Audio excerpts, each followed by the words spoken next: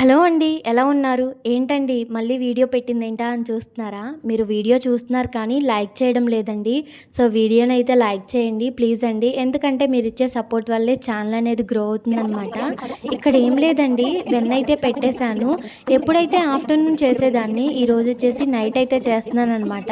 Night చేయడం వల్ల ఏమైపోయిందంటే, అది మజ్జిగలాగా అయిపోయి చాలా సేపు ఉడికిందండి. నాకైతే నెయ్యి రాడానికి చానా సేపే పట్టింది. ఈలోపు గిన్నెలు కడిగేసుకోవడం, అదేవిధంగా కౌంటర్ టాప్ అంతా క్లీన్ చేసుకోవడం, ఈ పనులైతే చేసేసుకుంటున్నాననమాట. సో, మీకు కూడా ఇలా ఎప్పుడైనా అయ్యిందా? అనుకున్నదొకటి, అయ్యిందొకటి అని చెప్పేసి. నా లైఫ్‌లో అయితే చాలా సార్లు ఇలాగే అయ్యిందండి. ఏదన్నా అనుకుంటే అది కాకపోగా ఇక 2 ఎక్స్‌ట్రా అవుతూ ఉంటాయి.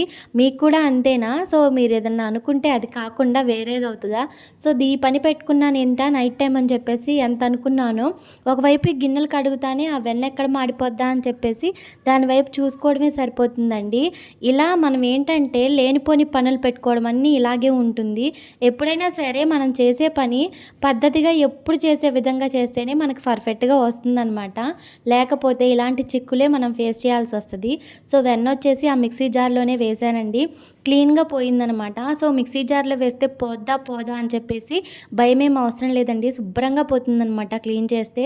చాలా సేపటి తర్వాతయితే నాకిక్కడ వెన్నయితే రెడీ అయిపోయిందండి. చూసారు కదా ఎంత తక్కువ క్వాంటిటీ వచ్చిందో.